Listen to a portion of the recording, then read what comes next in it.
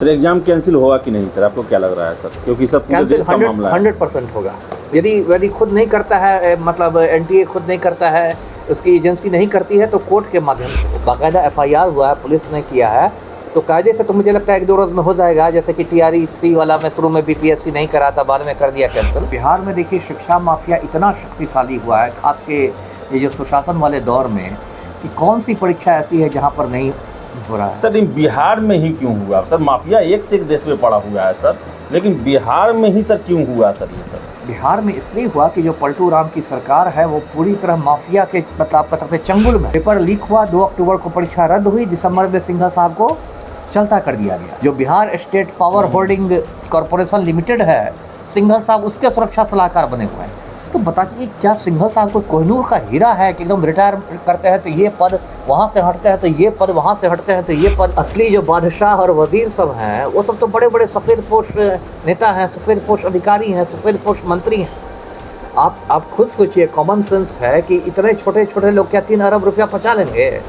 इनका तो पाचन तंत्र खराब हो जाएगा। कायदा यह है कि प्रश्न पत्र को बिल्कुल स्ट्रांग रूम में रखा जाता है, ट्रेजरी में भी रखा जाता है, ट्रेजरी में रखा जाता है। और वहाँ तो इतना प्रोटोकॉल है, मैं आपको बताऊँ, मैं कई दिनों का एसपी रहा, कि स्ट्रांग रूम में यदि एसपी भी जाना चाहे किसी निरीक्षण के लिए, कुछ देखने के लिए, तो उसको भी एक पासवर्ड बताना पड़ता है। नमस्कार, आप देख रहे हैं द बिहार टॉप। मैं हूं आदेशपुरी। देश में कोई भी परीक्षा में गड़बड़ी हो और बिहार के माफिया उसमें अगर अपना हाथ डाल दिए हों तो ये संभव नहीं है कि पेपर लीक ना हुआ हो। नीट यूजी का एग्ज़ाम हुआ 5 मई को, और आपको बता दें कि 6 मई को एनटीए यानी कि नेशनल टेस्टिंग एजेंसी के द्वारा ये कहा गया पेपर लीक नहीं हुआ है।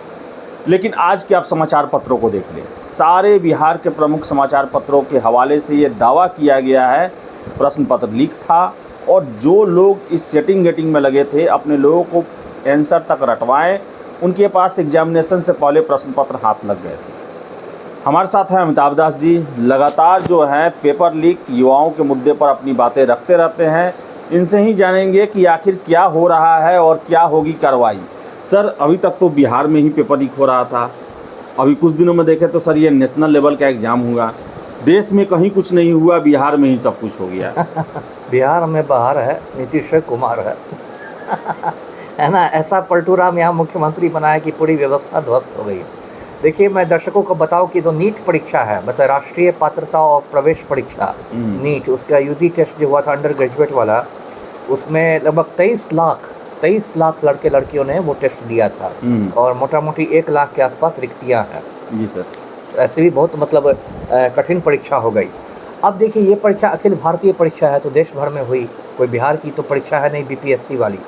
अब इस परीक्षा में भी देखिए, अब शुरू में जो आपने कहा कि एनटीए ने कहा कि नहीं हुआ है, लेकिन अब तो जो मीडिया रिपोर्ट्स कम से कम आ रहे हैं उसमें तो लगता है कि एकदम अफवाही है। सर पटना पुलिस ने अपने एफआईआर में कहा है, वही हमने कहा। अब तो देखिए, कायदे से तो पहला काम करना चाहिए कि अब इसको रद्द करना चाहिए। जी सर। यदि मान लीजिए एक राज्य में भी यदि लीक कर गया तो पूरी परीक्षा जो थी आपकी प्रदूषित हो गई।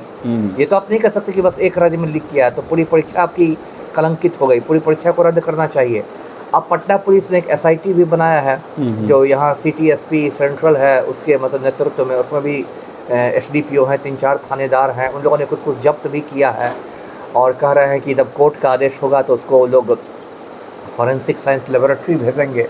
तो देखिए, मैं नहीं चौंक रहा हूँ, क्योंकि बिहार में देखिए शिक्षा माफिया इतना शक्तिशाली हुआ है, खास के ये जो सुशासन वाले दौर में, कि कौन सी परीक्षा ऐसी है जहाँ पर नहीं हो रहा है। सर इन बिहार में ही क्यों हुआ सर? माफिया एक से एक देश में पड़ा हुआ है सर, लेकिन बिहार में ही सर क्यों हुआ सर ये सर? बिहार में इसलिए हुआ कि जो पलटू राम की सरकार है वो पूरी तरह माफिया के, मतलब आप कह सकते हैं चंगुल में है। मैं आपको सिंघल साहब का उदाहरण देता हूँ, दर्शकों को भी स्पष्ट होगा। सिंघल साहब बिहार के डीजीपी थे, रिटायर करने के बाद इनको सिपाही चयन परिषद का चेयरमैन बनाया गया। पिछले साल 1 अक्टूबर को उसकी लिखित परीक्षा हुई, पेपर लीक हुआ, 2 अक्टूबर को परीक्षा रद्द हुई, दिसंबर में सिंघल साहब को चलता कर दिया गया, है ना। उस मामले में एसआईटी का गठन हुआ है, 22 लोग हैं एसआईटी में, एक जांबाज डीआईजी के नेतृत्व में। और देखिए, 4 महीने बाद तो चैम्बर की तलाशी हुई, और सबसे बड़ी बात जिसको कहते हैं जले पर नमक छिड़कना, कि सिंघल साहब को अभी ऊर्जा विभाग में सुरक्षा सलाहकार बना दिया गया। जो Bihar state power holding corporation limited है, सिंघल साहब उसके सुरक्षा सलाहकार बने हुए हैं। तो तो बताइए, क्या सिंघल साहब को कोहिनूर का हीरा है कि एकदम रिटायर करते हैं तो ये पद, वहाँ से हटते हैं तो ये पद, वहाँ से हटते हैं तो ये पद, क्या हो रहा है? इसका साफ मतलब है, जबकि कायदे से मैंने पहले भी कहा कि सिंघल साहब को जेल में रहना चाहिए। जिस तरह से उनका कार्यकलाप रहा, जिस तरह से संदिग्ध आचरण रहा है, संदिग्ध आचरण की आप बात करें तो 1 अक्टूबर को उनकी शाम में प्रेस कॉन्फ्रेंस में उन्होंने कहा था कि कुछ नहीं हुआ है, सब ठीक से हुआ है। उनसे पूछा भी गया कि पहले से कैसे था, उन्होंने कहा कि अंदाज करके, गेस करके ले आए थे लड़के। उनका कितना संदिग्ध आचरण रहा कि सिंघल साहब के जाने के बाद मैडम शोभा ओहटकर को अतिरिक्त प्रभार मिला चयन परिषद का, वो बेचारी पत्राचार करती रह गई कि मुझे दस्तावेजों का प्रभार दिया जाए, चार्ज दिया जाए, और आखिर तक सिंघल साहब ने नहीं दिया। सर एक और खबर छपा है आज कि अगर ये सक्सेस होता जो बिहार में जो ये सेटिंग का खेल चल रहा था, 3 अरब का आमदनी होता परीक्षा माफियाओं को। सर आपको लग रहा है कि 3 अरब रुपए में के खेल में केवल परीक्षा माफिया ही शामिल होंगे? परीक्षा, देखिए, परीक्षा माफिया जिसको हम लोग कहते हैं बोलचाल में, कभी विशाल चौरसिया का नाम आता है, इसका नाम, उसका नाम, ये सब तो बिल्कुल क्या आप कहिए प्यादे हैं। असली जो बादशाह और वजीर सब हैं वो सब तो बड़े बड़े सफ़ेद पोश नेता हैं, सफ़ेद पोश अधिकारी हैं, सफ़ेद पोश मंत्री हैं। आप खुद सोचिए, कॉमन सेंस है कि इतने छोटे छोटे लोग क्या 3 अरब रुपया पचा लेंगे?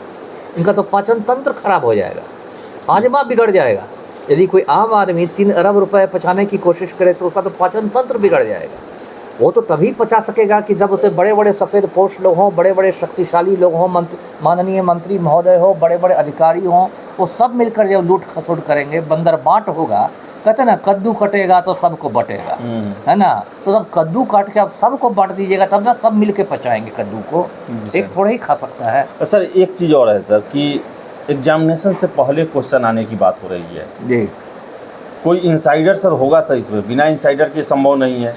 और सर दूसरा चीज़ ये है कि बिहार के लोग या बिहार में परीक्षा हो रहा है, इंसाइडर कहाँ का आप मान रहे हैं सर? बिहार के बाहर का होगा या अंदर कहीं होगा सर? अब ये तो देखिए, बहुत बड़ा अंतर्राज्यीय गिरोह रहते हैं, जिसमें कुछ बिहारी भी हो सकते हैं, कुछ बाहर के भी हो सकते हैं, कि कई जगह मैनेज करना पड़ता है। जैसे इसका प्रोटोकॉल क्या है, जो NTA है, नेशनल टेस्टिंग एजेंसी जो है, प्रोटोकॉल ये है कि वो जब क्वेश्चन पेपर्स भेजती है, प्रश्न पत्र, तो उसको बैंकों में भेजती है और उसको बाकायदा स्ट्रांग रूम में रखा जाता है।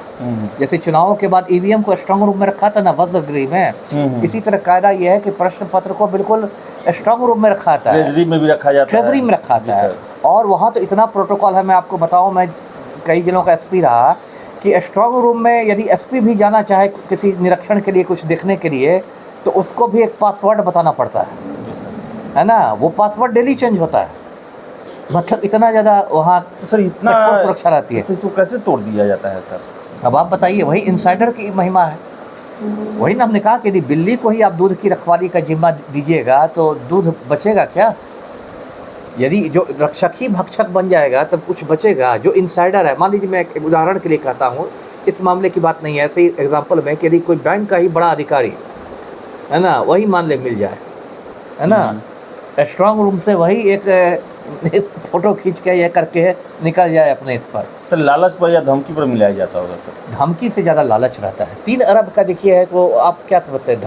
धमकी की संभावना बहुत कम है, हो सकती है, लेकिन ये सब में ज़्यादातर रहता है, लालच रहता है। अभी जो सॉल्वर लोग आ रहा है, उनको कह रहे हैं कि 10-10 लाख में डील हुई थी, आ रही ना बात, तो धमकी थोड़ी ही थी, तो लालच था।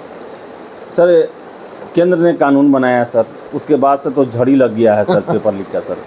देखिए, केंद्र की भी इच्छा शक्ति जीरो ही है। केंद्र क्या करेगा? कानून तो बनाया जाता है पब्लिक को मूर्ख बनाने के लिए, कि देखिए हमने ये बना दिया, वो बना दिया।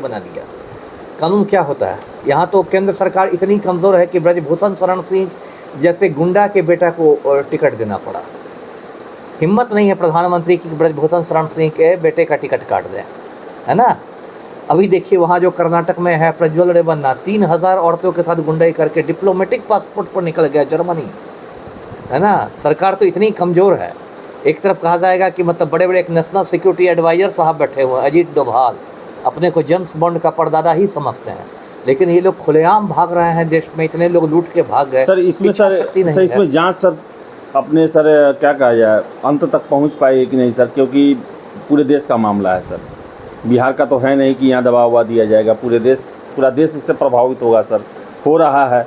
तो क्या लगता है सर, ढाक के 3 पाथी वही रहेंगे या वही कुछ होगा और वही सर? होगा। देखिए क्या होता है ना कि शुरू में कुछ दिन तक सरगर्मी रहेगी, गर्मा गर्मी रहेगी, ये एसआईटी हो गया, वो एसआईटी हो गया, इससे पूछताछ, उधर धरपकड़, इसको नहीं छोड़ा जाएगा, उसको देख लेंगे, जीरो टॉलरेंस, ये सब आजकल कुछ कुछ मतलब रटे रटाए हो गए हैं, मुहावरे हो गए हैं। कोई भी घटना होगी तो आपको रटे रटाया होगा कि हाँ एसआईटी का गठन होगा, धरपकड़ होगी, किसी को नहीं बख्शा जाएगा, कानून अपना काम करेगा। लेकिन वो मुश्किल से 48 घंटे 72 घंटे के बाद मामला ठंडा जाता है, जी सर। और इतनी तेज़ी से घटना चक्र चलता रहता है कि कोई नई घटना हो जाती है, फिर सबका ध्यान उधर चला जाएगा। सर एग्जाम कैंसिल होगा कि नहीं सर, आपको क्या लग रहा है सर, क्योंकि सर पूरे कैंसिल देश का मामला है। 100% होगा। यदि खुद नहीं करता है, मतलब एनटीए खुद नहीं करता है, उसकी एजेंसी नहीं करती है, तो कोर्ट के माध्यम से होगा। होगा सर कैंसिल हाँ। सर, दोबारा परीक्षा लिया जाएगा बिल्कुल। सर। क्योंकि अब इतना सबूत हो गया, ये तो कोई ऐसा नहीं ना कि कोई चलते हुए कोई इल्ज़ाम लगा रहा है, बाकायदा एफआईआर हुआ है, पुलिस ने किया है, तो कायदे से तो मुझे लगता है 1-2 रोज़ में हो जाएगा। जैसे कि TRE 3 वाला मैं शुरू में बीपीएससी नहीं करा था, बाद में कर दिया कैंसिल। लेकिन यदि नहीं करेगा तो मामला कोर्ट में जाएगा, कोर्ट के आदेश से होगा, कोर्ट की फटकार के बाद होगा। युवाओं को सर क्या कहेंगे सर, लगातार सर पेपर लीक हो रहा युवाओं है। पर मैं क्या कहूँ, युवाओं से यही कहूँगा कि भाई है ना, ये सब दंगा फसाद छोड़िए, रामनवमी के दिन मस्जिद पर भगवा झंडा लगाना छोड़िए, है ना, अपने रोज़गार के बारे में सोचिए, नहीं तो सारे युवाओं को राम मंदिर के आगे कटोरा लेकर बैठना पड़ेगा, है ना। और वोट भी देना, सारे युवा वोटर भी होते हैं, 18 साल में मतदाता बन जाते हैं, तो ऐसी पार्टी को दीजिए जो आपके भविष्य के बारे में सोचे, है ना, और मंदिर मस्जिद के नाम पर वोट देना बंद कीजिए। तो अमिताभ दास जी थे और इनका यही कहना है कि एग्ज़ाम तो कैंसिल होना चाहिए, करना चाहिए, क्योंकि एक राज्य की पुलिस ने दावा किया है कि पेपर लीक हुआ था और उसके लिए सबूत भी है, एफआईआर दर्ज हुआ है, बहुत लोग पकड़े भी गए हैं। आशा करेंगे कि एनटीए जो है, नेशनल टेस्टिंग एजेंसी, 23 लाख युवाओं के भविष्य को ध्यान में रखते हुए फैसला ज़रूर करेगी, क्योंकि जो लोग पकड़े गए हैं वो हो सकता है कि हाथी के दांत हों, खाने के दांत और हो जिनका काम हो गया हो। तो ऐसे में पुनर्परीक्षा लेना एक अच्छा विकल्प होगा और मेरे ख्याल से इस पर विचार भी चल रहा होगा। तो देखिए क्या होता है। फिलहाल इस वीडियो में इतना ही। वीडियो पसंद आए लाइक शेयर करें, हमारे चैनल द बिहार टॉप को सब्सक्राइब जरूर कर लें। धन्यवाद।